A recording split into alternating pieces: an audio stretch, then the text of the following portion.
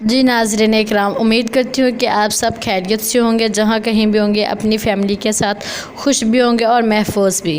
ناظرین اکرام، ایک جانب تو جج ہمایوں دلاور عوام کے ہتھے چڑھ چکے ہیں جو کہ لندن ٹریننگ کے لیے گئے تھے، تو میری ذاتی رائے ہے کہ ان کو پڑھنے دیا جائے ان کو، تاکہ کچھ نہ کچھ سکھا کے بھیجا جائے، کیونکہ انہیں سیکھنے کی بے حد ضرورت ہے۔ ویڈیو کلپس ہیں جو میں آپ کے ساتھ شیئر کروں گی۔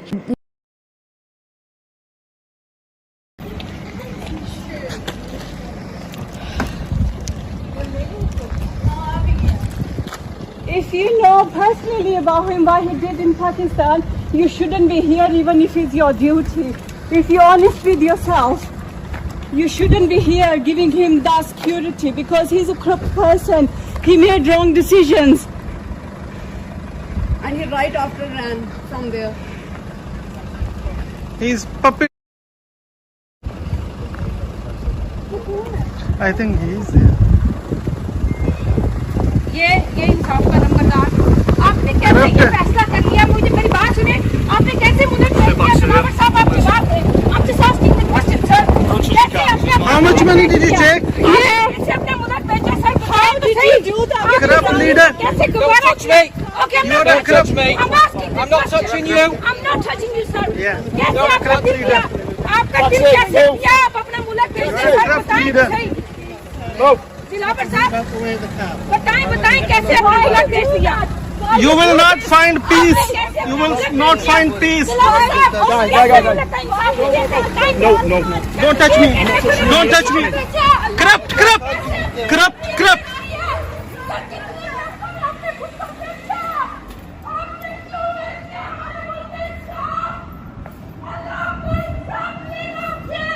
Honestly.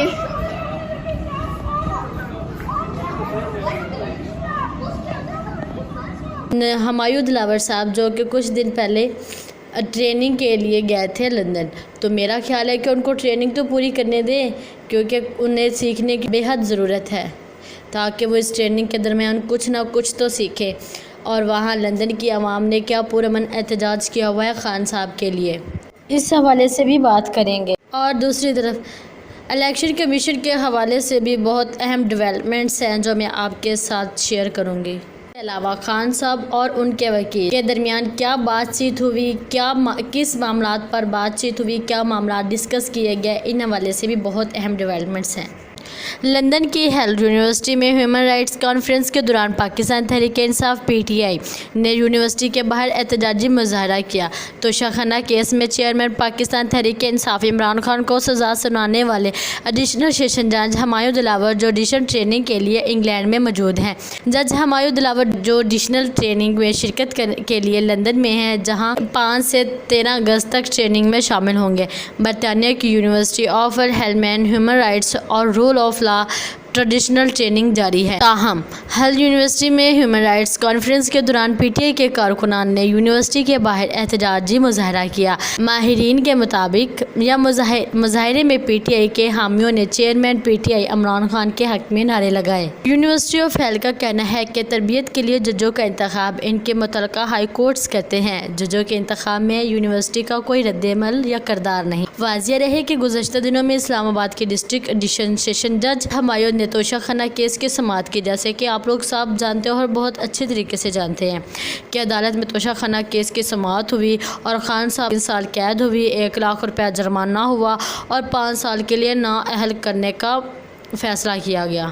الیکشن کمیشن نے پی ٹی آئی پر بجلیاں گرائی ہیں جن سے ان کی بالکل بھی امید نہیں تھی۔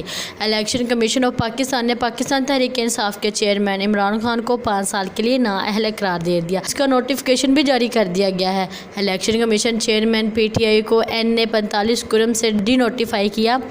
الیکشن کمیشن کی جانب سے جاری نوٹیفیکیشن میں کہا گیا ہے کہ چیئرمین پی ٹی آئی کو توشہ خانہ کیس میں 3 سال سزا، 1 لاکھ روپیہ جرمانہ ہوا، لہٰذا پی ٹی آئی آئین کے آرٹیکل 63(1)(h) کے تحت نااہل ہوں گے۔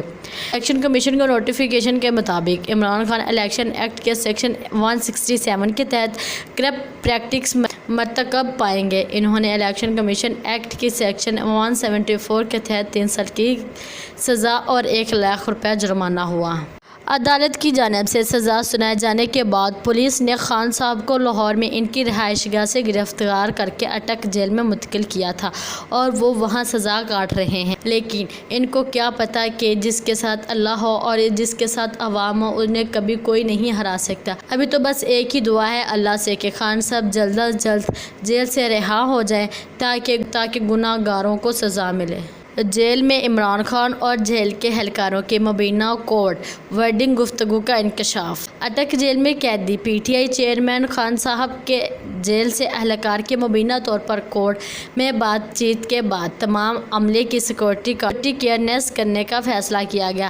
اٹک جیل کی جیو فینسنگ کر کے جیل کے عملے کی طرف سے واٹس ایپ کے استعمال پر پابندی عائد کر دی گئی ہے۔ انتہائی معتبر ذرائع سے پتہ چلا ہے کہ جیل کے اہلکاروں نے خان سے گفتگو کی ریکارڈنگ میں کچھ ایسی باتیں سامنے آئی ہیں جنہیں انتظامیہ سمجھنے سے قاصر ہے۔ ذرائع نے بتایا کہ اٹک جیل میں تعینات 150 سے زیادہ جیل عملے کا مکمل بایو ڈائیورسٹی سیکورٹی کلیئرنس کے لیے سیشن برانچ اور دیگر اداروں کو بھیجا جائے گا۔ سیکورٹی کلیئرنس کے ذریعے اٹک جیل کی تعینات ملازمین کسی انتہا پسند تنظیم تعلق اور سیاسی پارٹی سے وابستگی سمیت دیگر سرگرمیوں کے بارے میں رپورٹس فوری طور پر مرتب کرنے کے احکامات بھی جاری کیے گئے ہیں۔ دوسری طرف اٹک جیل میں موجود قیدیوں کو جب یہ پتہ چلا کہ ان کے ساتھ خان صاحب بھی رہ رہے ہیں تو پوری جیل خان صاحب کے نعروں سے گونج اٹھی۔